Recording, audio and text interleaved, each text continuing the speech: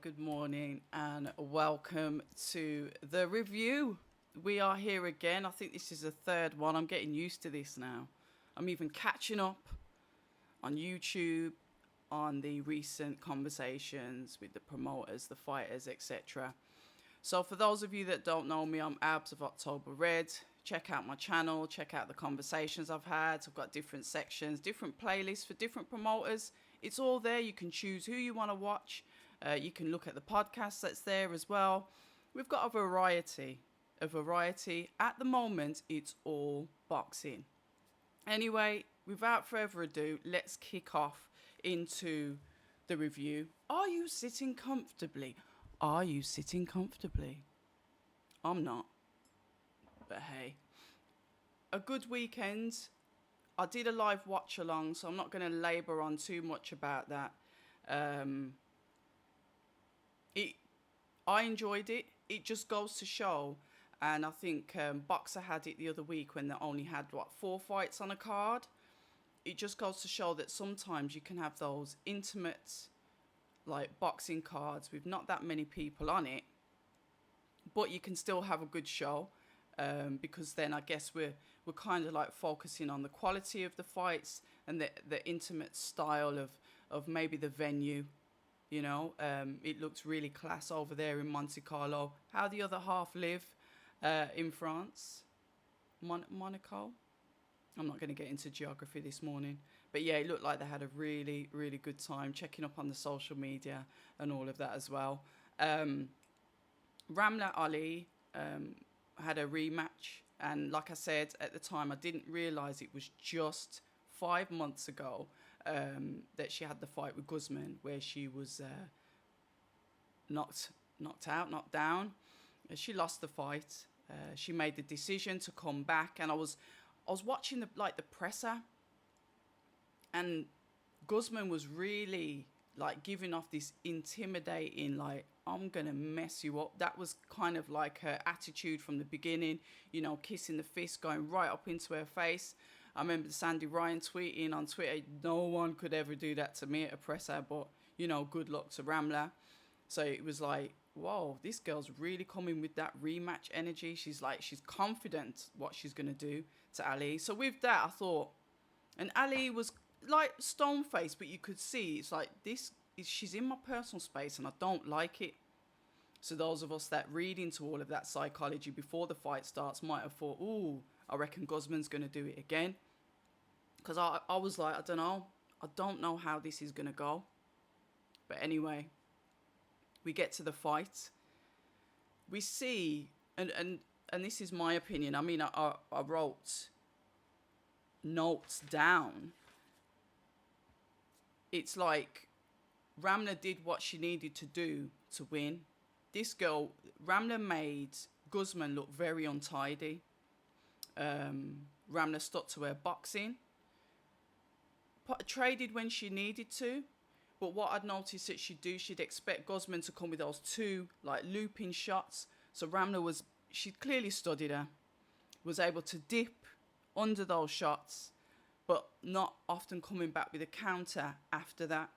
But what she did manage to do, she managed to get her into some clinches. Some would say that she was pushing the head down a little bit, whatever. But she boxed, and she boxed to a points decision.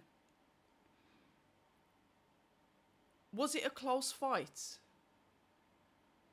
Guzman still looked more aggressive, but Ali was clearly getting the shots off and boxing well and using the ring well. I saw a couple of people that said on Twitter that they thought that it was a draw. It was they thought it was a really close fight. And that's the thing, when the fights are competitive, as I'll go on to talk about Joe Cordina, you can never really, this is where the argument will start, and then the R word keeps coming in. Everyone is so quick to use the robbery word, and there was no way was that a robbery. Ramla did what was necessary to win the fight. She did what she had to do, and she did it well. So congratulations to Ramla on to bigger and better things. Her speech, post-fight speech, the thing is, what I like about Ramla, she's going to say what she thinks, whether you like it or not. She's not afraid to be opinionated. She's not afraid to, what we would say, stand 10 toes down on what you believe in, whether other people believe in it, like it, or what. So I know that, you know, pissed a couple of people off on Twitter, but that's the thing, isn't it? People are going to say things that not everybody likes, but they've got the courage to say it, where many others may think the same but not say it. So anyway, back to boxing. So congratulations to Ramla, and we'll be seeing more from her, more big things from her. And I believe she's self-managed as well.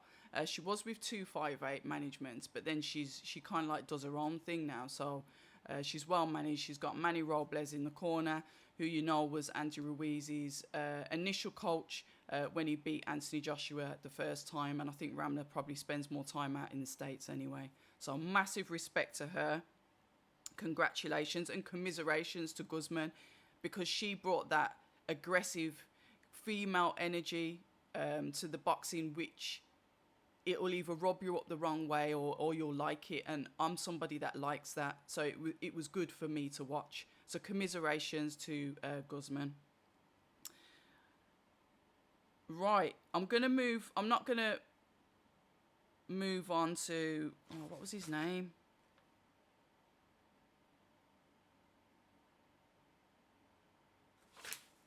Where's his name? See, I'm rubbish with names. The one that was the favourite and he got sparked out. See, I thought I wrote his name down, but I clearly didn't. I've gone straight into Sissoko, the French Olympian, who I thought, he reminds me of Joshua Buatsi, you know. His style, a little bit, just a little bit. Is it Solomon Sissoko? Yeah, his style reminds me of Joshua Buatsi. And what I noticed is that is the two guys that were in the corner, I recognise those from Virgil Hunter's team, because I've seen them in the corner with Joshua Buatsi. And I know that because if you scroll down to the conversations that I've spoke to those guys when Joshua Buatsi fought Craig Richards, when obviously Buatsi was still with Matchroom. So I thought, it's those guys in the corner. So we saw, you know, accurate. He's got those kind of like meaningful punches, but he's an Olympian, isn't he? A French Olympian, 16-0 is what he stood at on the weekend before that fight, and he was fighting for the WBC welterweight silver belt, which he's got. Lucero, he put down, was it in round 2? About halfway through round 2, he dropped him. But it's like the punch. It was he got him with a right hand. So he was either on the temple, and then he sort of like not squatted, but stopped a little bit before he actually dropped down. That delayed reaction. Sometimes those kind of punches are the worst. We've seen it with he was knocked out on his feet. We saw it with Terry Harper, with Alicia Baumgardner. We saw it with the one that Derek Chisora fought, Artur Spilka. It wasn't quite as bad as that, but we see the delay and then the drop, and it's like your brain's all frazzled. And that's when you kind of have to appreciate the dangerousness of the sport that we watch for our entertainment. However, he still got up. He still got up and he still stayed in the fight. It got a bit bloody, but I like the style of Sissoko, because when like Lucero would come in, he'd like catch him with an uppercut, and I like that because it's sort of like warning. It's like a warning shot to like, you're coming in, I'm going straight for like somebody aggressive, somebody comes forward. You just get them with that uppercut as they're coming in. To me, I just like to watch the things like that. Josh Taylor used to do an uppercut on the way out. So when Josh Taylor used to throw like combination. I know I'm drifting off. But when Josh Taylor would throw a combination, as he was stepping out, he'd uppercut on the way out. But Sissoko, he was, and if I've pronounced his name wrong, I'm sorry. Every time Lucero would come in, he'd get him on the way in, and I just uppercut, I guess, is one of my favourite shots. Because it's there and we don't often see utilised. We'll often see like a screw shot, like a longer one. But those, those little ones on the, I like that shit. But yeah, excuse my French. But yeah, nice style. Like I said, I've mentioned Virgil Hunter's team. And yeah, we've got our new WBC silverweight, welterweight, silver WBC welterweight champion. So yeah, good fight. I enjoyed it. And then while in the chat, I heard that Tommy McCarthy, unfortunately, is corner through the towel in his fight because there was another card going on. I still haven't caught up with that. So commiserations to Tommy McCarthy, lovely guy. But where does he go from here now? Who knows? But I need to catch up on that fight, so I can't even review it. But let's move on to Joe Cordina. I think what the scores were, one had it a draw, and then did we have two at 1-1, 1-1-12, 1-1-16 to Cordina? The scorecards, you heard me commentating on it. That fight was a to and fro fight from the both of us. I think in the end, I left it up to the chat and said, yo, you guys are going to have to call this one because I don't know. This is a close fight. If that fight was given a draw, I wouldn't have argued with it. But what ruins it? And you know what? It's subjective. It's how the judges see the fight. They are going to be looking for certain things that myself, I'm not a qualified judge. Do you know what I mean? They'll have a different, what you could call the eye test from, like myself. So they're judging it different. So whatever they saw, but I saw a lot. I saw it more like the first judge. I saw a really close fight. Beautiful toe-to-toe action. I didn't write any notes because I love the fight. I love that the fact that both of them, Vasquez and Cordina, were able to use the ring properly. We saw Cordina go back on the ropes, then pivot off. We saw the same with Vasquez. We saw Cordina, and they were moving from side to side, not just going round to the right, not just going round to the left. We saw a mixture of both. Beautiful ring craft. I enjoyed watching that fight very much. As you can see, I was quite animated. I did the commentary for those that didn't watch it. So sorry, because I think people were saying in the comments, from what I was saying, they've got Cordina up. But this is the thing about the eyes on it, and I'll openly admit it. Sometimes you're watching what the home fighter does more than the away fighter. Or I can't say that, Cordina's one of my favourites because I don't really know him like that. But I know that he's never in a boring fight.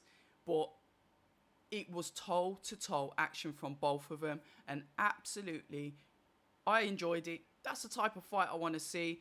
Cordina mainly started to win when he found the distance and the range. Maybe not what us fans want to see because we want to see that phone box kind of fight. But when Cordina found his range and his distance, he was nullifying Vasquez coming in. Sometimes when you get these fighters that rely on range, sometimes, say, for example, the shorter fighter will always be able to find his way in. I can't even say the shorter fighter because I've seen Callum Simpson, who's at super welterweight, which I'm going to say that he's going to go to light heavyweight because he's so big. But he can nullify your jab. He can get inside. But Vasquez wasn't really able to do that with Cordina. So it was good to watch. At range, Cordina, yeah, pop, pop, pop, pop. That stiff, that ramrodding jab that I'm sure I mentioned when Cisco fought. But at range, cool. Inside, it's double action because whatever he's giving to Vasquez is giving it him back. And what I did see in that from both of the fighters was some lovely uppercuts on the inside. The ref didn't have to break them that much because they were going at it so much. They were able to fight themselves out of the clinch, and it was lovely to watch. I was entertained. I enjoyed that fight. The scorecards, whatever, it's subjective. Did I have Cordina winning? Yeah, just. But if it was a draw, I wouldn't have minded. But like I said, I'm not a judge. This is just me going. I haven't watched it back because I've made a promise to myself in it. like I said, I'm not a judge, but everyone's got the privilege of going to watch the fight back, and quite often or not, you'll change your mind on who the winner is when you go back and watch it for a second time. So I don't want to do that anymore. I'm going on what I see on the night, and that's what I'm going to talk about. Like I said, I could be wrong, but that's just my opinion. But yeah, we were entertained. So congratulations to Joel Cordina. I think I watched a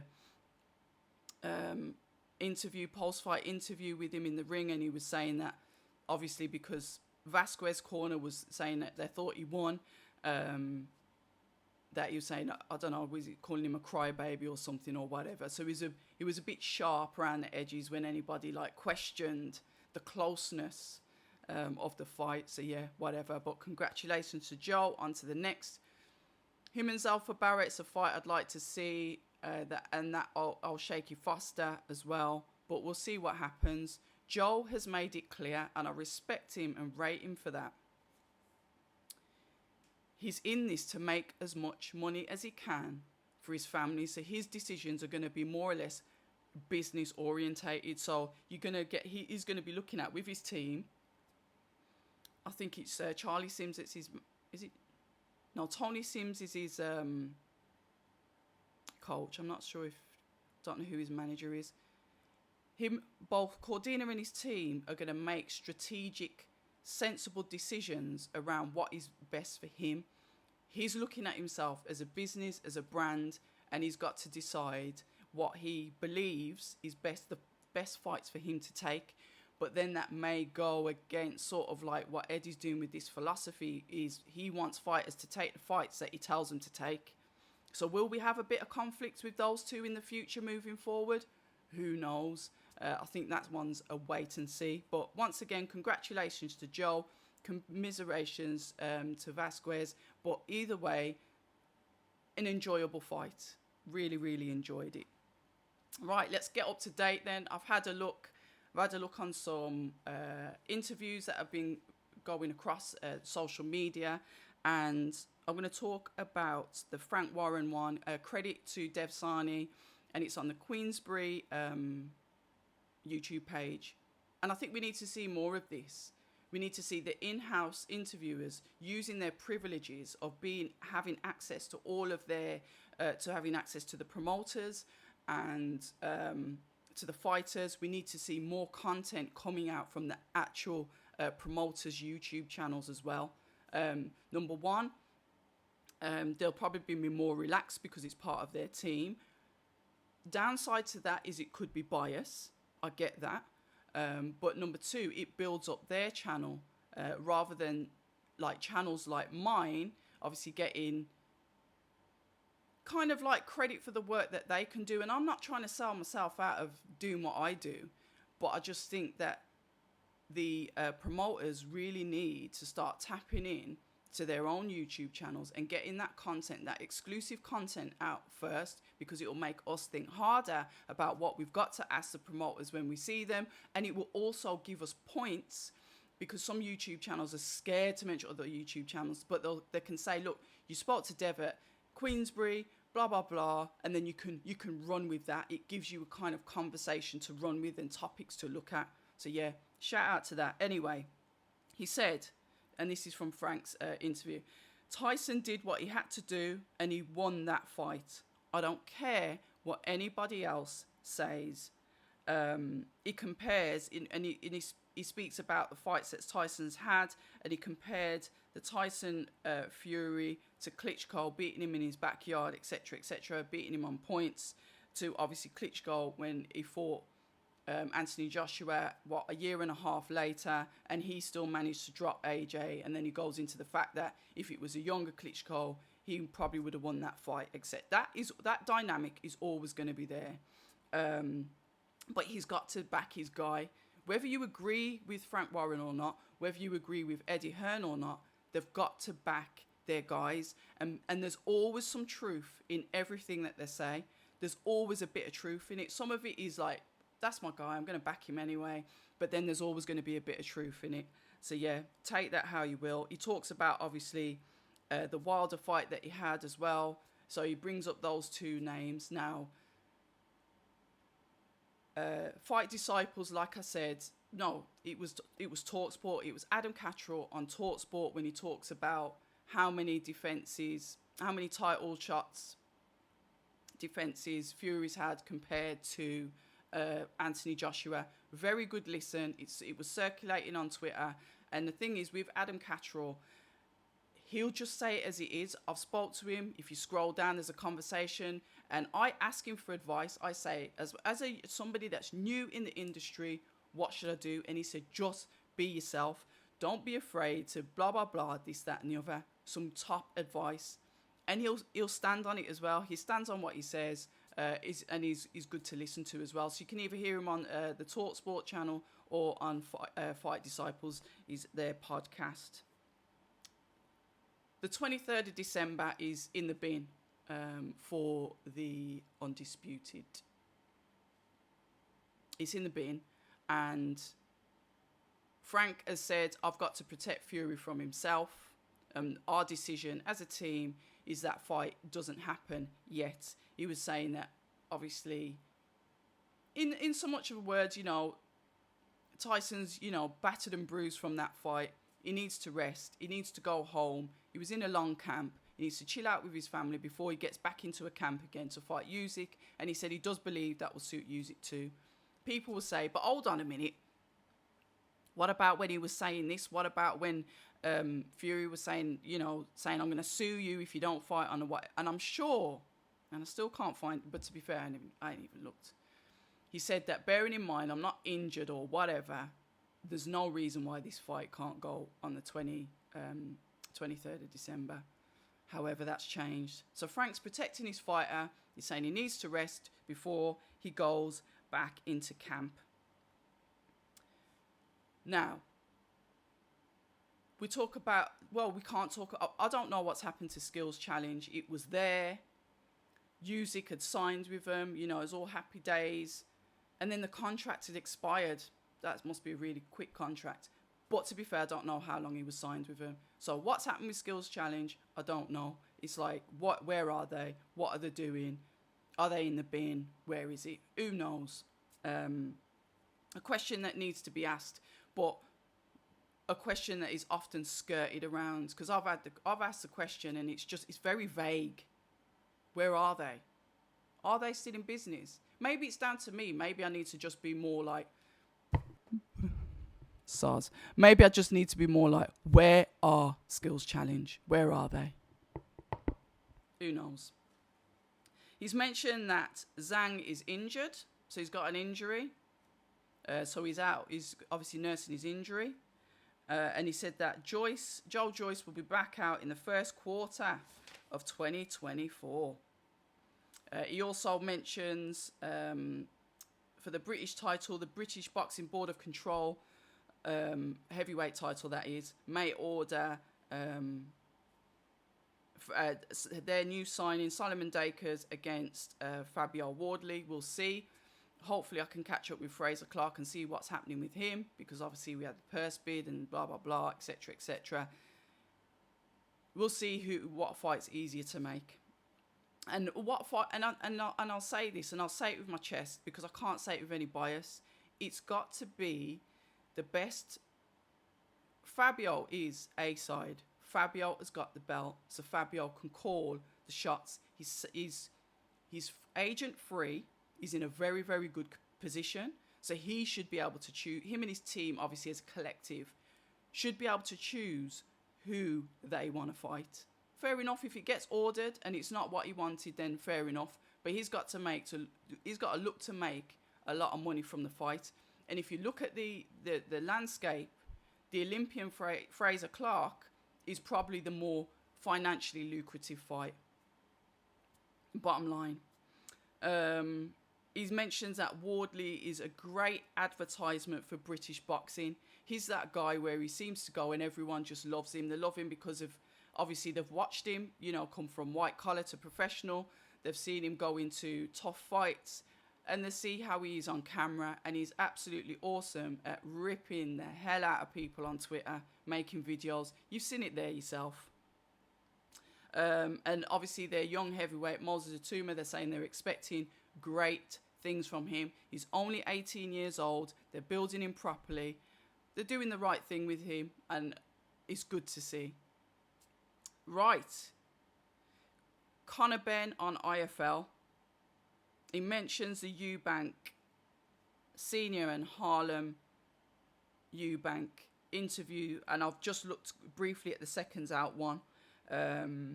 He's got no interest in Harlem at all.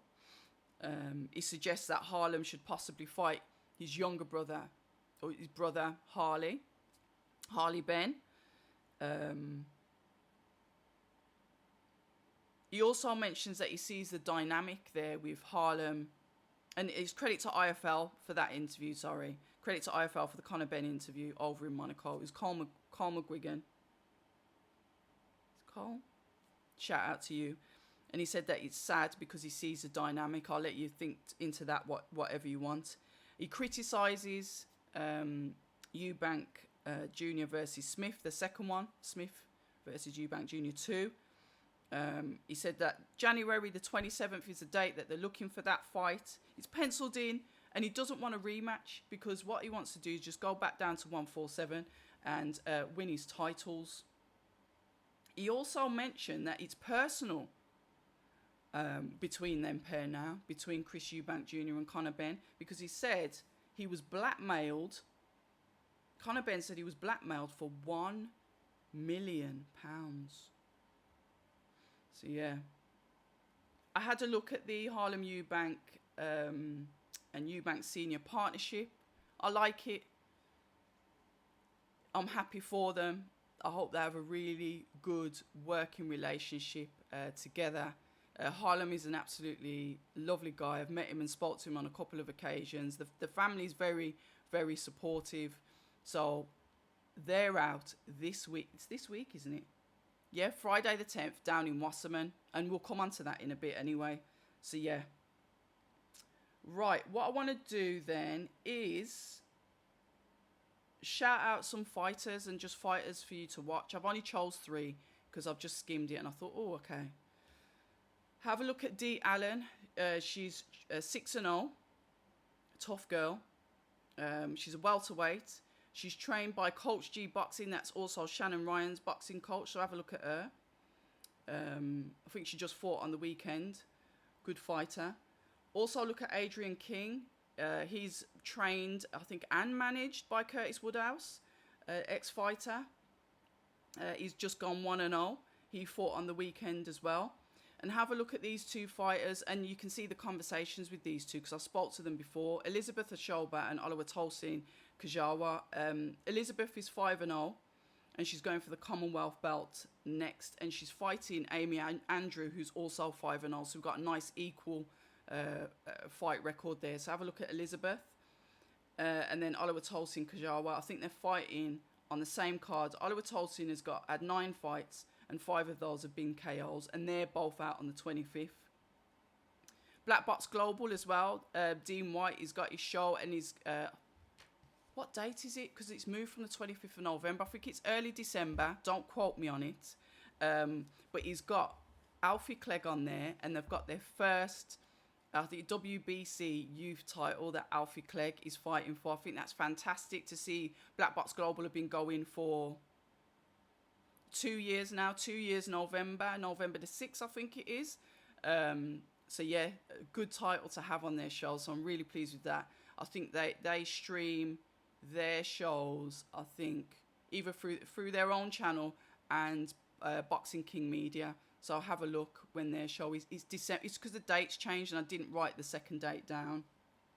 So yeah, and then thumbnail of the week. I like to end it on a little bit of humour, a little bit of positivity. Thumbnail of the week has got to go out to Seconds Out with Radio Raheem sat next to Frank Warren with the caption of Eddie Hearn is a shit shoveler. No, I don't agree with it, but it was a funny thumbnail because it's just funny. You've got Radio Raheem smiling, and you've got Frank Warren looking 10 years younger smiling as well. I know it's not just me that thinks Frank looks a bit younger since all of this Saudi stuff kicked off. So yeah, thumbnail of the week. Right, I know I said I wasn't going to do a watch along. And because my head was frazzled last week, because sometimes I do get like that, so I do apologise. We've got 2 cards on this weekend. We've got the Wasserman card on Friday the 10th, that's down in Brighton, where we've got obviously Harlem Eubank headlining. And we've also got the return of Lerone Richards. Lerone Richards, that is just, I don't know, he's a bit evasive. Just never quite there, but he's signed with Wasserman now, so it's his Wasserman debut. So yeah, and then on Saturday, and this is horrific because I love the Next Gen and I completely forgot. Saturday, Newcastle, we've got the Next Gen. So I'll probably be doing a watch along for both. I don't know yet. I'll confirm later on in the week. I'll see how this week goes. But yeah, possibly going to do a watch along for that. I am off, like I said, to a couple of, to one gym this week, and then I'll pick up with the fight week conversations next week. But listen, like I said, absolutely massive thank you to all of you guys that have subscribed, that comment, that share. I'm looking at the statistics of the views and stuff. It really, really helps. I don't know what's going on with the notifications. Maybe you're just going to have to manually search or resubscribe. I don't know. But I appreciate all of you. And until the next time, you know what we say. Stay ready.